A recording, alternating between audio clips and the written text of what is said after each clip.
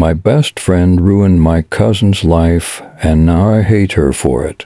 My best friend ruined my cousin's life, and now I hate her for it. My ex-best friend of almost 20 years, we will call her Lynn, married my favorite cousin. We'll call him Josh. I was ecstatic for them as my cousin seemed genuinely happy with her, which was a big deal because he had not had a great upbringing, and he is very shy and cautious around who he opens up to.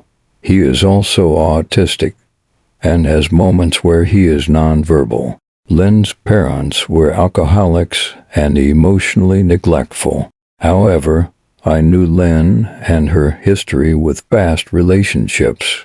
Once the chase was over and the thrill of the new relationship was over, she either cheated or manipulated them so they would dump her. She attributes it to her adoptism. They asked me to marry them as I am ordained, and at first I was happy because I thought Lynn had finally matured a bit and Josh was happy.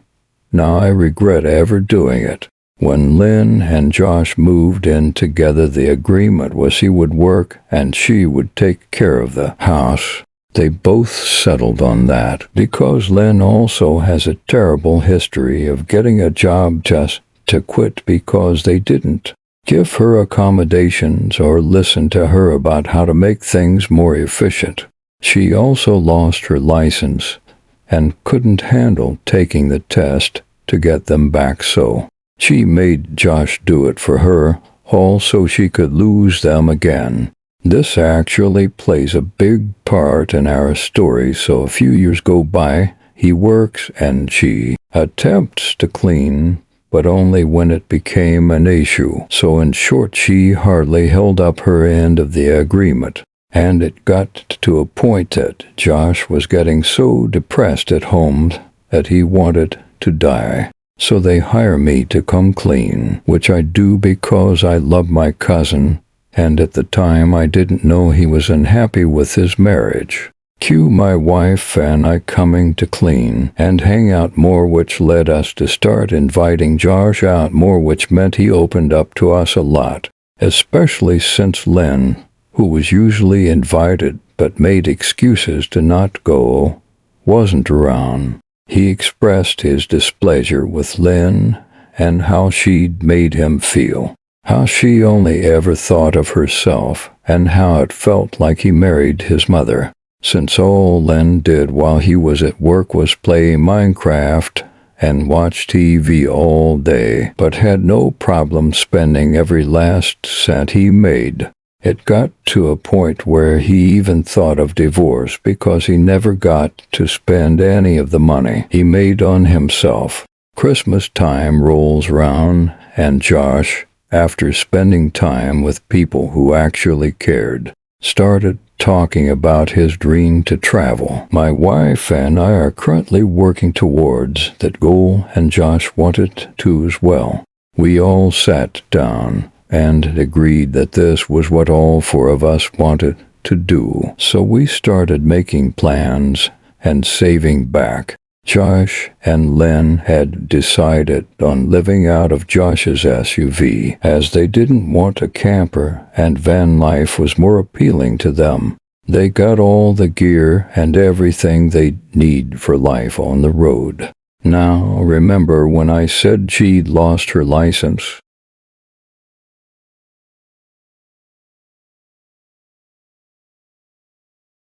Which hit her so hard it sent her into another vehicle, completely demolishing the SUV. And of course, up until recently, she claimed it wasn't her fault. Shortly after, she admitted that she was playing along with our plan in hopes Josh would lose interest. She decided her license was not worth getting since they would not be going anywhere now.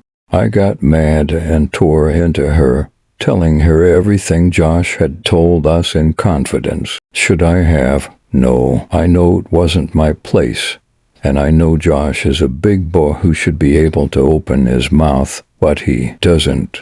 Around this time, Lynn had also started doing intimate stuff with a person she'd met online. Now, mind you, Lynn and Josh have an open relationship, but she didn't tell Josh about doing anything with this man until after it had been done. The messed up fact was that despite begging her for intimacy and getting shot down because of her ADHD, or a multitude of excuses, she couldn't get into the mood until she and her online fling first did something. So essentially she got her motor going with one guy and would have Josh finish the job. For anyone wondering, yes, that is what cheating is in an open relationship. After all of this happened, Josh broke.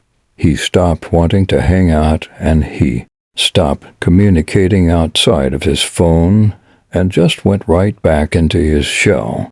Now, a year after everything, he has finally decided to go back to work. He is a shattered husk of the man I used to know, and I had to cut all contact for a while because I want to kill her for all the pain she has, 'cause this poor man. But I also know that there is nothing I can do.